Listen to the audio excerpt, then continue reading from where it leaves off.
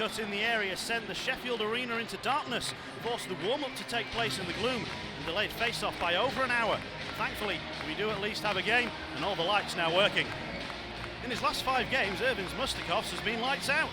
1.4 goals against average, save percentage over 95, and he's helped Sheffield to 9 points out of 10. In 5 games against the Steelers this season, the Coventry Blaze have conceded 28 goals and gained no points. It's quite a turnaround from last year when the Steelers just couldn't seem to get the better of Brian Stewart and the Blaze. Coventry have won 3 of their last 4 and moved into the playoff spots, a strong response to losing 6 in a row around Christmas. None of those wins were in regulation though. This is a team still searching for their very best form. Another face-off win for the Steelers. Shot comes through traffic and again Stewart kicks it away. Steelers with a couple in the screen. And again there's more traffic and this one gets through! We waited a long time for the game, but we haven't waited long for the opener. 1 minute and 33 on the clock, and it's a power play strike. And it was the screen in front of Stewart that made the difference. Plenty of energy from the Steelers in the early stages of this one. Valdix sent across the crease. It was looking for a tip and Hagos just couldn't make the contact he needed to. Oh, and that's going to be a boarding penalty in the corner for sure. And the Blaze are not happy about it, and quite rightly so. That was not a good hit. Almeida looking a little bit uncomfortable as he makes his way off. Christmas, and it looks as though Levi Nelson is done. It cost Levi Nelson the rest of this game, and who knows how much longer. Of Cowley, who stood him up. And now Venus.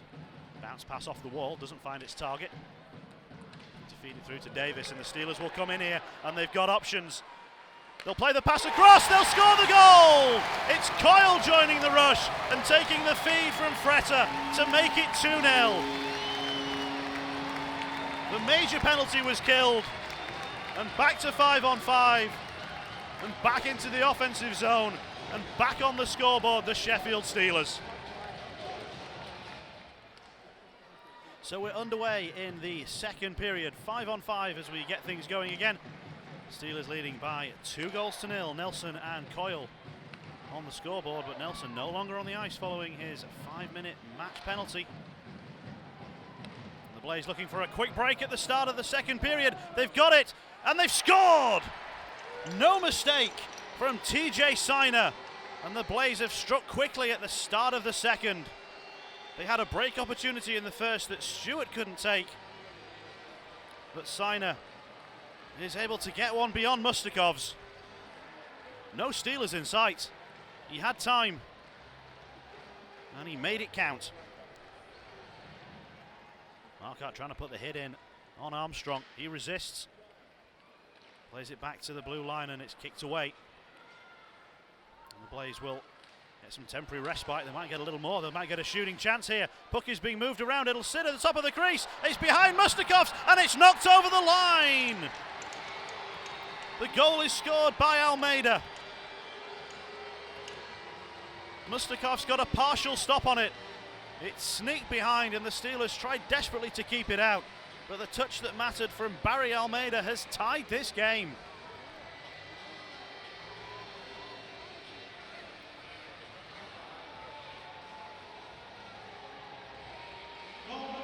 The Steelers go on to their 4th power play of the game, the 2nd of the period.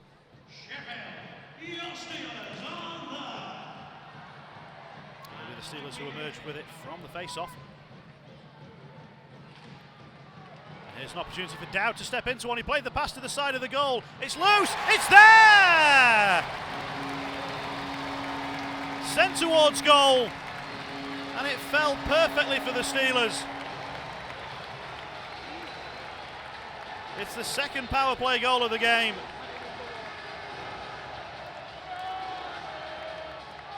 And it was the simplest of finish. Sent towards goal. It bounced and it bobbled. And in the end, it was a simple task to nudge it over the line. It's a disappointment for the Steelers. They didn't get the puck out of the zone. Will it be costly? Siner gets it in deep. Almeida. Switched across, here's Petrus. Down low behind the goal, final 10 seconds. Sent towards goal, save is made and the follow-up is slammed home. Marquardt just as the penalty comes to an end. The power play does count for the Blaze and they've tied it once again. This time it's 3-3. Steelers will come into the offensive zone. Trailer on the play was O'Connor. He sends it in deep. Now the battle will commence down below the goal line. Skates digging at in the Blaze. They're going to be guilty of a hold here, I'm sure. Save made by Stewart. Follow-up chance goes through!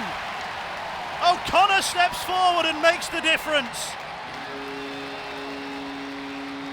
The delayed penalty goal sees the Steelers retake the lead. It's the hard work against the wall. It draws the penalty. And then O'Connor comes forward and beats Brian Stewart. They'll flip it out into the neutral zone where it's back with Coventry. There goes Bergman. That goal really has brought the crowd back to life. Save made by Mustakovs, but not on the follow-up. And now it's the Blaze fans who are making noise. What a game we've got here. 4-4 in the third period. And the Steelers weren't back in front for long.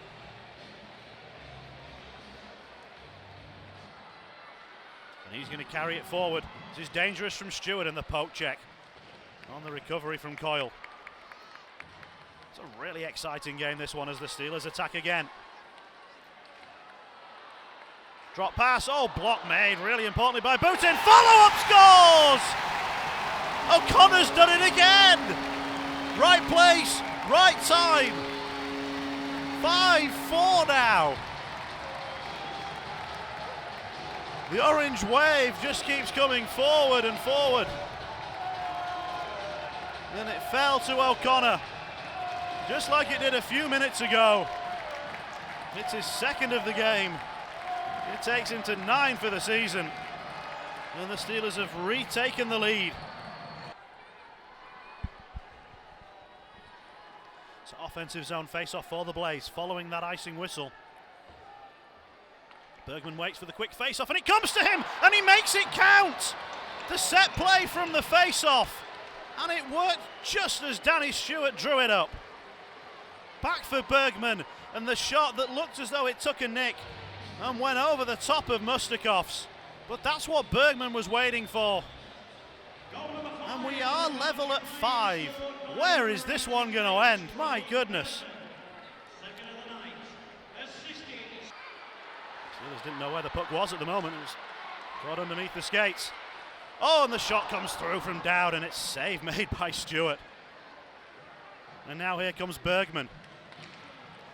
And look at the hustle and the back checking and the work from Robert Dowd.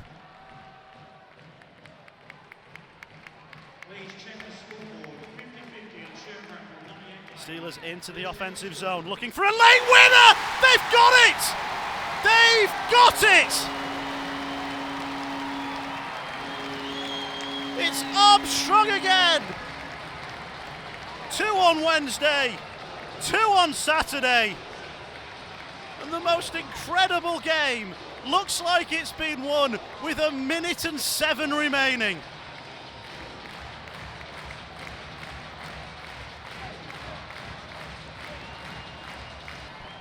So it's still 5 on 4. There's just 5 seconds left. The Steelers will be victorious in this game. And what a game. If ever a game of Elite League hockey was worth the wait, then it was this one. This has been terrific. The Steelers went 2-0 up. The Blaze got it back to 2-2. And then the teams alternated goals until the Steelers ultimately ended up on top by 6 goals to 5. John Armstrong's winner, just 1 minute and 7 from the end. And these two teams will do it all again tomorrow. And there's no way it'll be possible for it to live up to this one. terrific entertainment from a crowd who has been very patient and also very loud throughout this game. They played a huge part. And with the Cardiff Devils dropping a point at home, they'll move a little bit closer to the league leaders.